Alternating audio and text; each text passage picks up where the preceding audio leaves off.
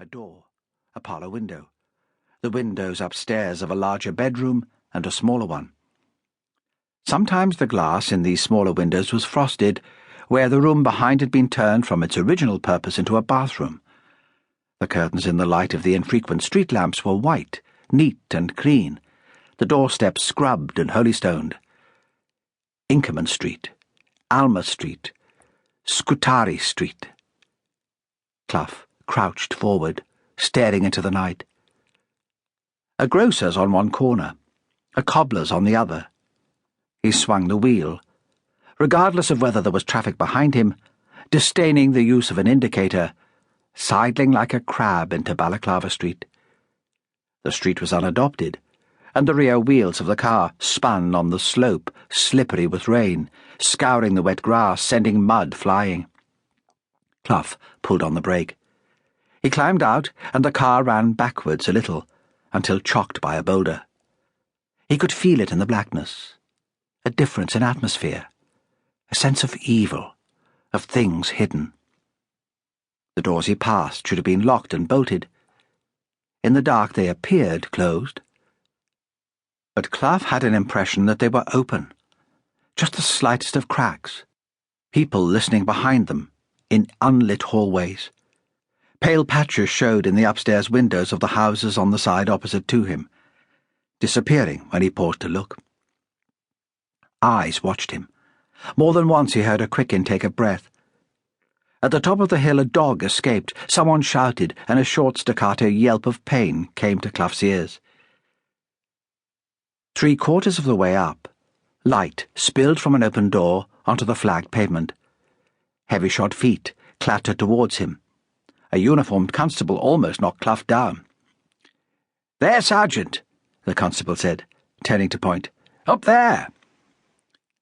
A smallish man, stocky with a permanently hostile manner, dressed in inspector's uniform, hopped about in front of the open door. "At last, Sergeant," the inspector said. "Do we have to wait all night?" Cluff ignored him.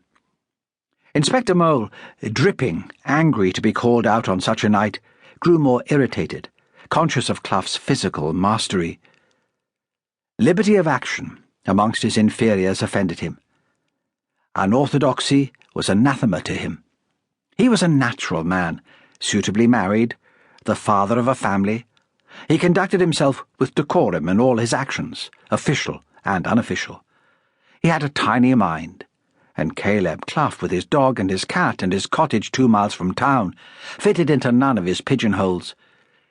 He supposed that one, representative of the County Criminal Investigation Department, was essential in the division. He was at a loss to understand how the sergeant had made the plain clothes branch in the first instance. Behind Mole, in the doorway out of the rain, a little woman could not keep still. She was thin and angular, dried up, with peaky features, wispy grey hair, a long nose, a receding chin. She wore cotton stockings under her crumpled skirt, and her jumper was of a neutral colour.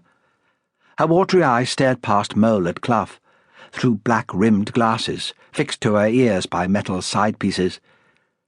A man without a jacket, his waistcoat unbuttoned, his collar and tie discarded, fat, overlapping the belt holding his trousers up, leaned unperturbed against the passage wall. "Well?" asked Cluff. "Well, next door," Inspector Mole began. "It's all nonsense," the man interrupted. "I told her so. She's got you out for nothing." "Don't listen to him, Sergeant," the woman pleaded. "If the sky fell on him, he wouldn't notice. I know there's something wrong. I know it." "Tell me about it, Mrs. Toogood," Cluff said quietly. "Damn him," Mole swore to himself. "How does he come to know everybody in Gunnarshaw? What chance have the rest of us got?" "I always said so," the woman went on in a piercing voice. "Married, at 45, to him. 20 years younger if he's a day." "Look," said her husband, "why don't you come in? She'll talk for hours." "Amy?" Cluff asked. "Is it Amy?" "The milk," Mrs. Toogood said. "It hasn't been taken in. On the back doorstep. The paper sticking through the front letterbox. I haven't heard..."